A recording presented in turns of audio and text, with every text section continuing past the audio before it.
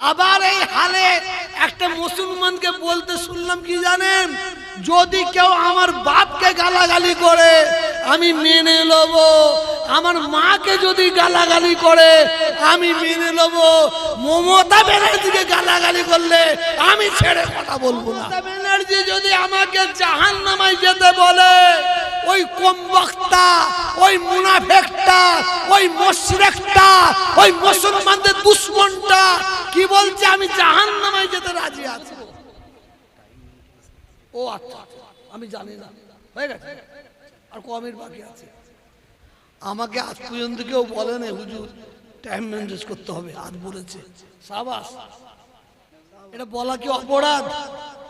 এটা জোরে বলে বলা কি অপরাধ? এটা বলা কি অপরাধ? আমাকে কেউ কেউ ভাবে তৃণমূলের দালাল, কেউ বলে সিপিএম এর দালাল, কেউ বলে অমুকের দালাল।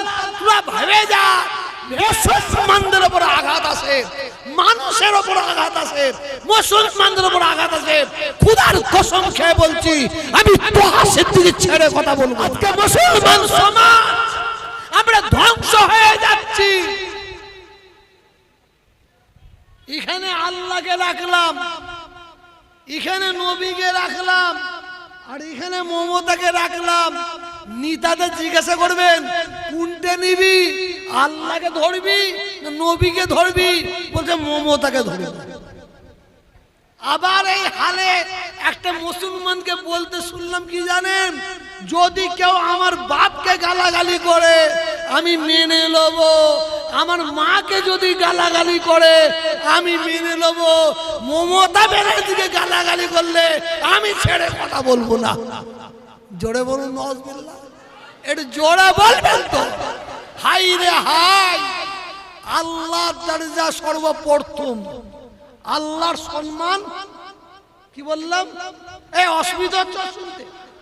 আল্লাহ সম্মান সর্বপ্রথম, আল্লাহর পরে দরজা, আল্লাহর পরে ইজ্জত, আল্লাহর পরে সম্মান। এই আল্লাহ কাকে দিয়েছে? কাকে? নবী পাক সাল্লাল্লাহু আলাইহি ওয়াসাল্লামকে বলুন সুবহানাল্লাহ। একটু জোরে বলুন, একটু জোরে বলুন, একটু মুহাব্বতের সঙ্গে বলুন। নবীর পরে, নবীর পরে আল্লাহ সম্মান বড় পীর সাহেবকে দিয়েছে, গরিবি নওয়াজ খাজা মঈনুদ্দিন চিশতিকে দিয়েছে, কুতুবউদ্দিন কাকি, নিজামুদ্দিন আউলিয়া শাহ বাকিবুল্লাহ হুজুরকে দিয়েছে, দাদা হুজুরকে দিয়েছে, পাঁচ হুজুরকে দিয়েছে, আল্লামা রুহুল আমিন হুজুরকে দিয়েছে, হ্যাঁ চাষুদার হুজুরকে দিয়েছে, হোসেন বুখারী হুজুরকে দিয়েছে, খুনকাসে হুজুরকে দিয়েছে। আল্লাহর পরে দরজা কার? জোরে বলুন, নবী পাকের। বলুন কার? নবী পাকের। আল্লাহর পরে দরজা, আল্লাহর পরে সম্মান নবীর, আল্লাহ দিয়েছে। আর নবীর পরে দরজা, নবীর পরে সম্মান, নবীর পরে ইজ্জত আল্লাহ তাআলা ছেলের জন্য মা বাপকে করে দিয়েছে। এটা জোরে বলুন, এটা জোরে বলুন। আয় ওই কমবক্তা, ওই শয়তান, ওই মুশরিক ও কি বলছে? মা বাপকে গালা বন্ধ করে দেবো। ও আচ্ছা, আমি জানি না, হয়ে গেছে আর কমের বাকি আছে। আমাকে আজ পর্যন্ত কেউ বলেন হুজুর টাইম ম্যানেজ করতে হবে, আজ বলেছে সাবাস। একদম না না, বলে বক্তা আসবে, একদম একদম বক্তা আসবে, ঠিক বলেছেন। এটা বলা কি অপরাধ? এটা জোরে বলে বলা কি অপরাধ? এটা বলা কি অপরাধ? বেশি সময় লব না, আমি আপনাদের বলছি দাদা হুজুরের কথা মনে রাখবেন। বাবারা গুনাহগার হয়ে মরে যাও, বেঈমান কাফের হয়ে মরুনি। গুনাহগার হয়ে মরলে কি হবে? আল্লাহ জাহান গুনার জন্য জাহান্নামে দিতে পারেন। 2 বছর 200 বছর পরে আল্লাহ পুনরায় আবার তুলে জান্নাতে দেবেন। আর কাফের হয়ে মরবে, মুশরিক হয়ে মরবে, বেঈমান হয়ে মরবে, মুনাফিক হয়ে মরবে, জাহান্নাম থেকে উঠার তোমার কোনো রাস্তা নাই। আজকে মুসলমান সমাজ আমরা ধ্বংস হয়ে যাচ্ছি। আল্লাহকে রাখলাম, এখানে নবীকে রাখলাম, আর এখানে মমতাকে রাখলাম। নিতাদের জিজ্ঞাসা করবেন কোনটা নিবি, আল্লাহকে ধরবি না নবীকে ধরবি? বলছে মমতাকে ধরবি। সবাই নয়, সবাই নয়। এই তাপসচারী এলাকা আমি জানি না, উনার এলাকা কি? এই তাপসচারীকে আমি বারে বার বলছি, আপনি আমার ওখানে বিধায়ক হন, আমি মমতা ব্যানার্জিকে বলছি, বলছে হুজুর এটা বলবেন না। খুদার কসম আমি তেল মেখে কথা বলি না।